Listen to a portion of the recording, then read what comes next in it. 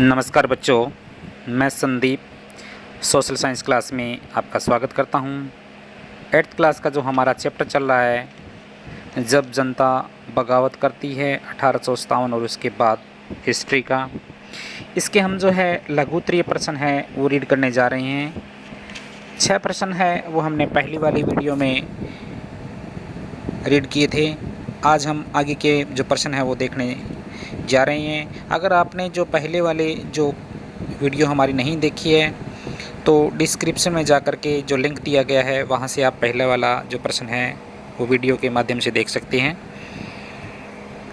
हमारा 7वां प्रश्न है, 1857 के विद्रोह के क्या सामान्य कारण थे। 1857 की जो क्रांति हुई थी उसके सामान्य कारण क्या थे, मतलब किस कारण जो है 1857 की क्रांति हुई थी। वेरी इंपॉर्टेंट प्रश्न है ये। 1857 की क्रांति के मुख्य कारण निम्नलिखित थे। लॉर्ड डलहौजी की लैप्स की नीति के कारण अनेक भारतीय शासक है वो अंग्रेजों के विरुद्ध हो गए थे। लैप्स की नीति के कारण था ये, जिसके कारण 1857 की क्रांति हुई। अंग्रेजों ने भारत को इंग्लैंड के कारखानों के लिए कच्चा माल खरीदने और तैयार माल की जो है मंडी समझा हुआ था, इसलिए उन्हें भारतीय व्यापार और उद्योगों को नष्ट करने के पूरे परिवर्तन किए, जिससे देश में गरीबी फैल गई। अतः लोग ब्रिटिश राज्य से घृणा करने लगे थे। यही भी एक कारण बना था 1857 की क्रांति का। भारतीय सैनिकों में भी अंग्रेजों के प्रति असंतोष था।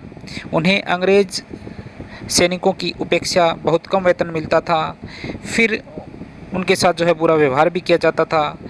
वे इस अन्याय को अधिक देर तक सहन नहीं कर सके और परिणाम स्वरूप 1857 की क्रांति का रूप देखने को मिला।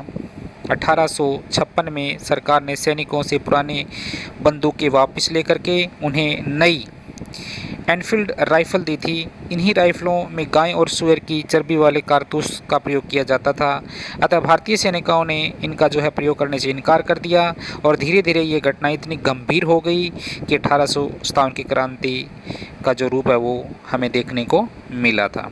ये जो सामान्य कारण बताए हैं 1857 की क्रांति की।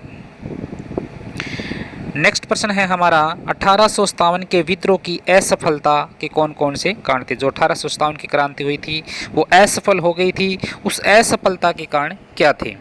1857 की क्रांति में भारतीय सैनिकों की असफलता के मुख्य कारण निम्नलिखित हैं।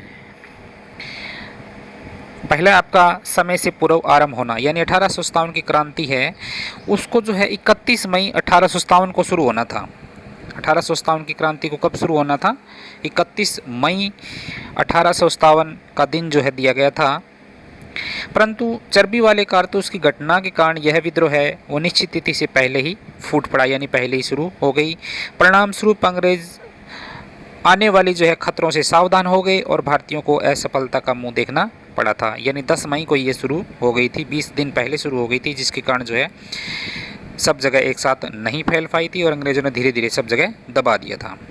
सीमित विद्रोह, यानी ये जो विद्रोह है वो पूरी जगह नहीं हो पाया, सीमित विद्रोह था ये।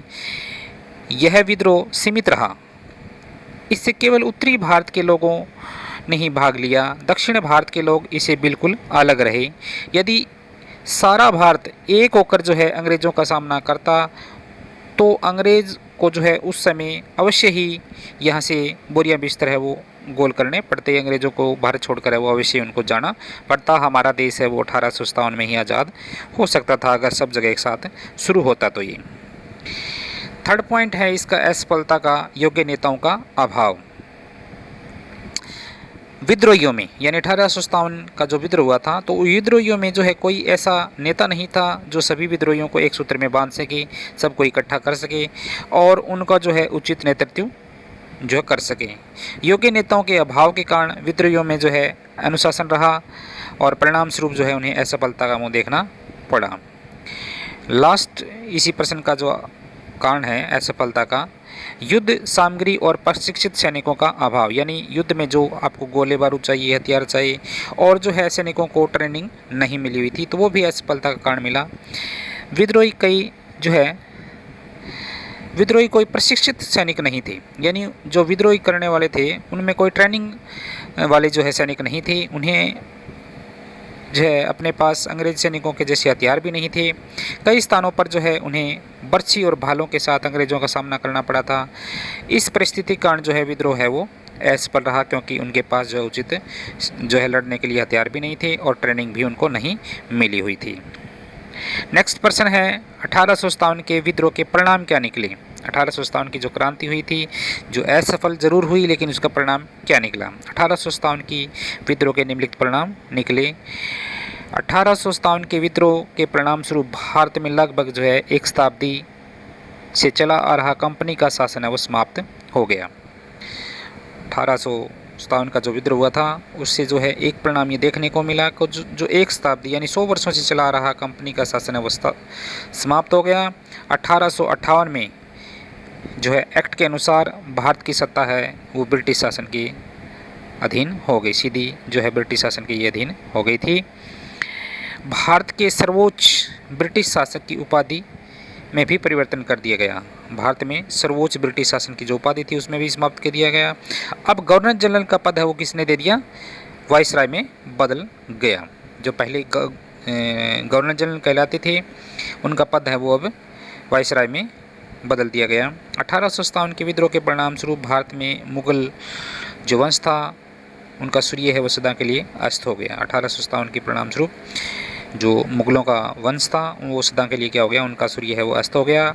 अंतिम मुगल सम्राट बहादुर शाह ने क्रांति में सक्रिय भाग लिया, उसे बंदी बना लिया गया, कैदी के रूप में उन्हें जो है रंगून भेज दिया गया और 1862 में जो है जेल में ही उनकी मृत्यु हो गई थी। इस प्रकार जो भारत में मुगल साम्राज्य का पतन भी हो गया था, यानी मुगल साम्राज्य का अंत भी हो गया था।